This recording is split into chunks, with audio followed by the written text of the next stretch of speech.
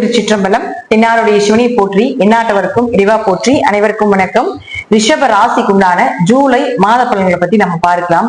ரிஷப ராசிக்கு நம்ம ஒவ்வொரு முறையும் சொல்லக்கூடிய விஷயம் என்னன்னா, நேரங்காலங்கள் நல்லா இருக்கு. இது போல குரு 2ல, ராகு 10ல, அதே போல பாத்தீங்கன்னா 11ல சனி அப்படிங்கிறது இனி எப்ப வரும் அப்படிங்கறது சொல்ல முடியாது. ஏன்னா ஒரு கிரகம் அந்த மாதிரி இருக்கலாம், தனஸ்தானத்துல இருக்கலாம், லாபஸ்தானத்துல இருக்கலாம். ஆனா கோச்சார கிரகமாக, வருட கிரகமாக இருக்கக்கூடிய இத்தனை கிரகங்களும் உங்களுக்கு சாதகமாக இருக்கிறது அப்படிங்கிறது இந்த வருடம் அப்படிங்கிறது ரொம்ப சிறப்பா இருக்குது. இதெல்லாம் இனி எப்ப வரும், அந்த பஞ்சாங்கம்லாம் எப்ப அப்படிங்கறத நம்மள எடுத்துக்கொள்ள முடியாத ஒரு விஷயமாக இருக்கு. சரிங்களா? அப்போ யாருக்காவது சரியில்லை, ஏன்னா 90% ரிஷபம் ஓரளவுக்கு மேன்மை பெற்றுக்கொண்டே வருகிறது அப்படிங்கறதா உண்மை. ஒரு சிலருக்கு மட்டும்தான் நல்லா இல்ல, சரி வரமாட்டேங்குது, கை வரமாட்டேங்குது, பணம் வந்தது நிக்க மாட்டேங்குது, தொழில் இல்ல, தொழில் ரீதியாக கொஞ்சம் அலைச்சலா இருக்கு, குடும்ப ரீதியாக கொஞ்சம் பிரச்சனைகளா இருக்குது அப்படிங்கிறது ஒரு சில ரிஷபம் மட்டும்தான் சொல்லிட்டு இருக்கீங்க. சோ அவர்களுக்கு பாத்துட்டீங்கன்னா ஒன்னா யோகம் இல்லாத அமைப்பாக ஜாதகம் இருக்கலாம், அல்லது பாத்துட்டீங்கன்னா தசாபுத்தி ரீதியாக கொஞ்சம் ஏற்றத்தாழ்வுகளை ஏற்படுத்தி கொடுக்கும். அப்ப அது எப்ப வருது? ஏன்னா உங்களுக்கு 2.5 வருஷம் நல்லா இருக்க போகுது. சனி 11 இருக்கிற வரைக்கும் 2.5 வருட காலங்கள் நல்லா தான் இருக்க போகுது. இருப்பினும் சரியில்லை அப்படிங்கிறப்போ கொஞ்சம் பார்த்து தெளிவா புரிஞ்சுக்கிட்டு அதற்குண்டான தெய்வ வழிபாடுகளை நீங்க மேற்கொள்ளும் பொழுது தடைகளை உடைக்கும் அப்படிங்கறத முற்றிலும் உண்மை. ரிஷபத்துக்கு இன்னும் ஒரு ஸ்பெஷலா சொல்ல வேண்டிய விஷயம் என்னன்னு பாத்துட்டீங்கன்னா, உங்களை ஆளக்கூடிய கிரகம் உங்களோட இருக்க போகிறார். அதாவது சுக்கிரன் தன்னுடைய சொந்த வீட்டில இருக்கிறார். இது உங்க ராசி. இங்க சுக்கிரன் தன்னுடைய சொந்த வீட்டில இருக்க போகிறார். அப்போ ராசி அதிபதி ராசியில் இருந்தாலோ, லக்னாதிபதி லக்னத்தில் இருந்தாலோ, ஃபர்ஸ்ட் நம்ம சொல்லக்கூடியது என்னன்னா, எப்பேற்பட்ட கண்டங்களாக இருந்தாலும் விலகிவிடும். உங்க மேல யாருக்காவது தப்பான ஒரு பார்வை, தப்பான எண்ணங்கள் இதெல்லாம் உங்களுக்கு வச்சிருக்காங்க அப்படின்னா அது எல்லாமே பாத்தீங்கன்னா விலக்கிடும். ராசி அதிபதி ராசியில் இருப்பது உங்களுடைய அடுத்த படிக்குண்டான, அடுத்த ஸ்டேஜுக்குண்டான ஒரு பயணமாக இருக்கும். அப்போ ஒரு விஷயம் பண்றீங்க, ஒரு மருத்துவ செலவுக்கு போறீங்க, அல்லது ஒருத்தர்கிட்ட பணம் கேட்க போறீங்க, அல்லது பணம் வாங்க போறீங்க, அல்லது சொந்த பந்தத்தில் ஒரு சுப நிகழ்ச்சிகள் நடத்துறதுக்கு போறீங்க, இது எல்லாமே என்ன தொட்டாலும் சக்சஸ். எதை தொட்டாலும் சக்சஸ். இந்த மாதம் முழுவதுமே சுக்கிரன் இங்கதான் இருக்கிறார். அப்போ இந்த சுக்கிரனை பயன்படுத்தி கொண்டு நீங்கள் இந்த மாதம் உங்களுடைய தடைகளுக்கு உண்டான விஷயத்தை சரி செய்து கொள்ளுங்கள். ஒரு பக்கம் போகணும், பணம் வாங்கணும், குடிக்கணும், அதெல்லாம் நின்று போச்சுங்க, இழந்துட்டேங்க அப்படின்னு என்னதான் உங்க வாழ்க்கையில தவறான ஒரு நெகட்டிவான விஷயங்கள் இயங்கிட்டு இருந்தாலும் கூட இந்த காலகட்டங்கள்ல அது எல்லாமே உங்களுக்கு சாதகமாக நீங்க எதிர்பார்த்தபடி ஒரு சந்தோஷத்துல நடக்கும் அப்படிங்கறத நம்ம எடுத்துக்கலாம். அடுத்தது புதன். இந்த புதனை பொறுத்த வரைக்கும் பாத்தீங்கன்னா 2 மற்றும் 5ஆம் அதிபதி குடும்பம், குழந்தைகள், பொருளாதாரம், குல தெய்வம், குடும்ப ஒற்றுமையை சொல்லக்கூடியது, அதே போல அதிர்ஷ்டம், இது எல்லாமே உங்களுக்கு புதன் தான் கொடுப்பார். அந்த புதன் அப்படின்னு சொல்லக்கூடியவர் உங்க ஜாதகத்துல 3ஆம் வீட்டுக்கு வரப்போகிறார். 2 3க்கு வரும்பொழுது கையில பணம் எண்ணிக்கிட்டே இருப்பீங்க. ஏதாவது ஒரு வழியில பணப்புழக்கங்கள் ஏற்படும், அல்லது உங்க குழந்தைகள் ரீதியாக, அல்லது உங்க குழந்தைகளுக்கு இது போல ஏதாவது பணப்புழக்கங்கள் ஏற்படும் அப்படிங்கறத உண்மை. ஆனால் 18ஆம் தேதிக்கு மேல பாத்துட்டீங்கன்னா உங்களுக்கு புதன் வக்ரமாகிறார். உங்க ஜாதகத்துல புதன் வக்ரமாக இருந்தால் அது எப்போ, அதாவது ஆகஸ்ட் மாதம் 11ஆம் தேதி வரைக்கும் வக்ரகதியில தான் இருக்க போகுது. அப்போ உங்க ஜாதகத்துல புதன் வக்ரமாக இருந்தால் இன்னும் கொஞ்சம் அதிக பலத்தை கொடுக்கும், இன்னும் கொஞ்சம் பணப்புழக்கத்தை கொடுக்கும், குடும்ப ஒற்றுமையை அதிகமாக ஏற்படுத்தி கொடுக்கும். ஒருவேளை உங்க ஜாதகத்துல புதன் வக்ரமாக இல்லை அப்படின்னா பணம் சார்ந்த விஷயங்கள், குடும்பம் சார்ந்த விஷயங்கள், குழந்தைகள் சார்ந்த விஷயங்கள், இது எல்லாமே 18ஆம் தேதிக்கு முன்னாடி வைத்துக் கொள்வது என்பது சிறப்பான விஷயமாக இருக்கும். ஏன்னா வக்ரம்னா கோபம், பிடிவாதம், தன்னுடைய நிலையிலிருந்து மாறு நிலைக்கு வேற நிலைக்கு போகக்கூடிய ஒரு அமைப்பு, இப்படிலாம் நிறைய விஷயங்கள் நம்ம சொல்லலாம். அப்போ உங்க ஜாதகத்துல புதன் வக்கரமாக இல்லைன்னா உங்களுடைய நல்ல விஷயங்கள் எல்லாமே 18ஆம் தேதிக்கு முன்னாடியே முடித்துக் கொள்வது சிறப்பு. அப்படி இல்லைன்னா உங்க ஜாதகத்துல புதன் வக்கரமாக இருந்தால் 18ஆம் தேதிக்கு மேல இது போல பணப்புழக்கங்கள் அதிகமாகிறது, குடும்ப ஒற்றுமையா இருக்கிறது, குல தெய்வ வழிபாடு செய்யறது, இதெல்லாம் சிறப்பானதாக இருக்கும். அடுத்தது சூரியன்.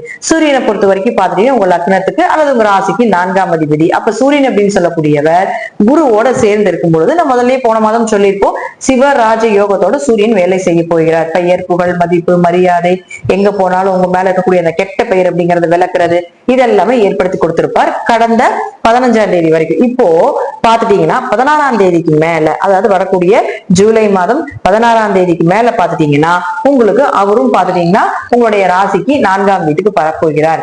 அப்ப 5 கூடியவர் 4க்கு வரும்பொழுது வீடு, மனை, சொத்துக்கள், வண்டி, வாகன யோகங்கள் இதெல்லாமே ஏற்படுத்தி கொடுப்பார். எப்படி இருந்தாலும் பாத்துட்டீங்கன்னா உங்களுக்கு இந்த சூரியனும் புதனும் சேர்க்கை ஏற்படும் பொழுது சிவ ராஜ யோகத்தோட இருந்த சூரியன் அடுத்தது புதனோட சேர்ந்து உதாத்திய யோகமாக மாறப்போகிறார். அப்ப உதாத்திய யோகமாக மாறும் பொழுது நல்லா புரிஞ்சுக்கணும், யாருக்காவது படிச்சுட்டு வேலை இல்லாம இருக்கு, அல்லது படித்த படிப்புக்கு உண்டான வேலை இல்லை, அல்லது இங்க படிக்கிற இது எனக்கு பிடிக்கல இன்னொரு பக்கம் போய் படிக்கலான் இருக்கீங்க, ஸ்கூல் மாத்துறது, காலேஜஸ் மாத்துறது, படிப்பு சார்ந்த விஷயத்துல அடுத்த ஸ்டேஜுக்கு போறது, அல்லது வெளிநாடு போறது, ஏதோ ஒண்ணுல படிப்பு ரீதியாக ஏதாவது ஒரு வளர்ச்சி வேணும் அப்படின்னா கண்டிப்பாக இந்த சூரியனும் புதனும் சேர்ந்ததுக்கு அப்புறம் செய்வது என்பது ஒரு சிறப்பான விஷயமாக இருக்கும். இருப்பினும் புதன் 18ஆம் தேதி மேல வக்கரமாகிறதுனால உங்க ஜாதகத்துல வக்கரமாக இருந்தா இன்னும் அதீத யோகத்தை நிச்சயமாக ஏற்படுத்தி கொடுப்பார். புதன் கெடக்கூடாது, கெடக்கூடிய காலத்துல இன்னொரு அதிகமான எஃபர்ட் போட்டு செஞ்சீங்கன்னா இந்த படிப்பு மூலமாக வரக்கூடிய விஷயங்கள் எல்லாமே உங்களுக்கு சாதகமாகும். நான் நல்லா படிச்சிருக்கிறேங்க, ஆனா எனக்கு வேலையே கிடைக்கலைங்க, நான் எனக்கு உண்டான சம்பாத்தியம் கிடையாது, என் வேலைக்கு உண்டான என் உழைப்புக்கு உண்டான சம்பாத்தியம் இல்லை அப்படின்னா இந்த சூரியன் 4ஆம் அதிபதி இடமாற்றத்தை சொல்லக்கூடிய ஒரு கிரகம், அவரு போய் சேரும் பொழுது இது போல நினைச்சுட்டு இருந்தீங்கன்னா ஒரு இடமாற்றத்தை தருவார். ஒரு இடமாற்றம் மூலமாக உங்களுக்கு எல்லாமே சாதகமாக முடியும். நீங்க நினைத்ததை விட பெரியதாகவே வர்றதுக்குண்டான வாய்ப்பையும் இந்த சூரியனும் புதனும் சேர்ந்து ஏற்படுத்தி கொடுப்பார்.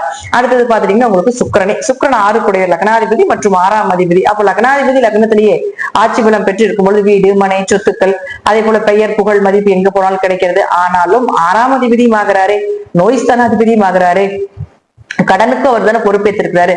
அப்போ இப்போ நீங்க பாத்தீங்கன்னா நோய் விலகிறதுக்கு நல்ல மருத்துவர், கடன் இருந்தா அந்த கடனை கொடுக்கறதுக்கு உண்டான ஒரு வாய்ப்பு, அல்லது வேற பக்கம் ஏதாவது ரோல் பண்ணி கொடுக்கறதுக்கு உண்டான வாய்ப்பு. சுக்கிரன் அப்படின்னாலே உங்களுக்கு 6 கூடையவர், வேலை வாய்ப்புகளை சொல்லக்கூடியவர். அப்போ இப்ப சூரியனும் புதனும் சேர்ந்து இருக்கும் பொழுது அப்போ இடமாற்றத்தை கொடுக்கக்கூடிய அமைப்பை ஏற்படுத்தி கொடுக்குது இல்லையா 4ஆம் அதிபதியும் சொல்லக்கூடிய தொடர்பு. அப்போ அதே போல 6ஆம் அதிபதியும் நல்லா இருக்கிறதுனால வேலைக்காக ஒரு இடமாற்றம், தொழிலுக்காக ஒரு இடமாற்றம், படிப்புக்காக ஒரு இடமாற்றம், இல்ல இந்த வீட்டுல இருக்கிறதுக்கு எங்களுக்கு பிடிக்கலைங்க, இந்த வாஸ்து சரியில்லைங்க, இந்த வீட்டுக்கு வந்ததுல எங்களுக்கு பிரச்சனையா இருக்குது அப்படின்னா அதுல இருந்து பிரச்சனையில இருந்து வெளியே வர்றதுக்கு ஒரு இடமாற்றங்கள், இது எல்லாமே சுக்கிரன் நினைத்தது எல்லாமே இந்த மாதம் நடத்தி கொடுக்கக்கூடிய ஒரு அமைப்பை ஏற்படுத்தி கொடுத்து விடுவார். அடுத்தது முதலே சொல்லிக்கிறோம், குருவை பொறுத்த வரைக்கும் 2ஆம் வீட்டுல இருந்து பணத்தை கொடுத்தே ஆகணுங்கிறது விதி, வேற வழியே இல்லை. எப்படி இருந்தாலும் அவர் 1 வருஷம் அங்க இருக்கிறாருன்னு உங்களுக்கு அந்த விஷயத்த அவர் அங்க இருந்ததுக்கு உண்டான ஒரு பலனை கண்டிப்பா கொடுப்பார். தசாபுத்திகளே சரியில்லைனாலும் கூட ஏதாவது ஒரு வழியில கொடுத்துட்டு தான் போகணும் அப்படிங்கிற அமைப்பு உண்டு. அப்ப அவரும் பாருங்க 8ஆம் வீடு 2, 8 தொடர்பு எப்படியும் உங்களுக்கு பணப்புழக்கத்தை கொடுத்தே தீரணும். மறைமுக பணம், திடீர் பணவரவுகள் இதெல்லாம் ஏற்படுத்தி கொடுத்துருவார். அடுத்தது சனியை பொறுத்த வரைக்கும் பாத்துட்டீங்கன்னா இந்த மாதம் இவரும் வக்ரமாக போகிறார். அதுவும் பாத்துட்டீங்கன்னா 13ஆம் தேதி வக்ரமாக தொடங்கி நவம்பர் மாதம் 28ஆம் தேதி வரைக்கும் வக்ரகதியே. அப்போ உங்க ஜாதகத்துல சனி வக்ரமாக இருந்தால் யோகமே. உங்க ஜாதகத்துல இது தனியா நான் சனி வக்ர பயிற்சி அப்படின்னு ஒரு ராசிக்கு தனியாவே கொடுக்குறேன். பொதுவா இப்ப நம்ம இந்த மாத பலன்ல எடுக்கும் பொழுது சனி உங்க ஜாதகத்துல வக்ரமாக தொழில் வளர்ச்சி, அடுத்த தொழிலுக்கு உண்டான வேலைகள், அப்பா சொத்துக்கள் சார்ந்த விஷயம் சக்சஸ், லாபங்கள் கொஞ்சம் பெருகுவது அப்படிங்கிறது எல்லாமே கொடுக்கும். ஒருவேளை சனி வக்ரமாக இல்லை அப்படின்னா கொஞ்சம் இந்த விஷயத்துலதான் கவனமாக இருந்து செயல்படுத்திக்கோங்க. இது தனிப்பதிவாக இன்னும் கொஞ்சம் டீட்டெயிலா கொடுக்குறேன். இப்ப நம்ம பொதுவா ஒரு செகண்ட் கொஞ்சம் ஒரு 10 செகண்ட்ல சொல்லக்கூடிய ஒரு சின்ன ஒரு பதிவுகள் இது. அப்போ ஜாதகத்துல பாத்துக்கோங்க, சனி வக்ரமாக இருந்ததுன்னா ஓகே, இந்த நவம்பர் 28ஆம் தேதி வரைக்கும் ஏதோ ஒரு வளர்ச்சி இருக்குது, ஆனா அலைச்சல் இருக்கும், ரொம்ப பிரச்சனைகள் வரும், எல்லாமே வரும். ஆனா அதெல்லாமே தாண்டி ஜெயித்து வரக்கூடிய அமைப்பை இந்த சனி வக்கரமாக உங்க ஜாதகத்தில் இருந்தால் ஏற்படுத்தி கொடுப்பார். வக்கரம் கொஞ்சம் அமைதியா இருந்துக்கோங்க அந்த விஷயத்துல எல்லாம். வக்ர நிவர்த்தி முடிச்சு ஆட்டோமேட்டிக்கா அது ரோல் ஆயிக்கும். அடுத்து ராகு கேதுகளை பொறுத்த வரைக்கும் பாத்துட்டேன், 4ல கேது இருந்து ஆரோக்கியத்தை பாத்துக்கோ, வீடு மனை சொத்துக்கள் ஏதாவது இருக்கு அதெல்லாம் கொஞ்சம் கவனமா பார்த்து சரி பண்ணு அப்படிங்கிறது இந்த 1.5 வருஷம் சொல்லிக்கிட்டே இருப்பாரு. வரக்கூடிய 1.5 வருஷம் கேது அங்கதான் சொல்லிட்டு இருக்கும், அம்மாவுடைய ஆரோக்கியத்தை பாத்துக்கோ அப்படிங்கறதையும் சொல்லிக்கிட்டு தான் இருக்கும். அதே போல ராகுவை பொறுத்த வரைக்கும் பாத்தீங்கன்னா 10ஆம் வீட்டுல ராகு இருக்குது. அப்ப 10ஆம் வீட்டில் ராகு இருக்கக்கூடிய காலகட்டங்கள்ல எப்படி உங்களுக்கு தொழில் ரீதியாக ஒரு வளர்ச்சி, அடுத்த கட்டம் 1.5 வருஷம் தொழிலுக்கு உண்டான விஷயத்த நீங்க தாராளமாக மூவ் பண்ணலாம். இந்த மாதம் ரிஷபத்தை பொறுத்த வரைக்கும் பாத்துட்டீங்கன்னா ஒரு ஜாக்பாட்டான மாதம். நீங்கள் என்ன நினைக்கின்றீர்களோ, உங்களுடைய விருப்பங்கள் என்னவோ, உங்களுடைய ஆசைகள் என்னவோ அது எல்லாமே நிறைவேறக்கூடிய ஒரு அமைப்பா இந்த மாதம் உங்களுக்கு செயல்படும். மற்றபடி நான் சொல்லக்கூடிய கருத்துக்கள் உங்க ஜாதக ரீதியாக, தசாபுத்தி ரீதியாக சிறிது மாறுபடலாம். நன்றி. மீண்டும் நல்ல பதிவுல சந்திக்கலாம். திருச்சிற்றம்பலம், தில்லையம்பலம், ஸ்ரீ நரசிம்மர் திருவிகளே சரணம்.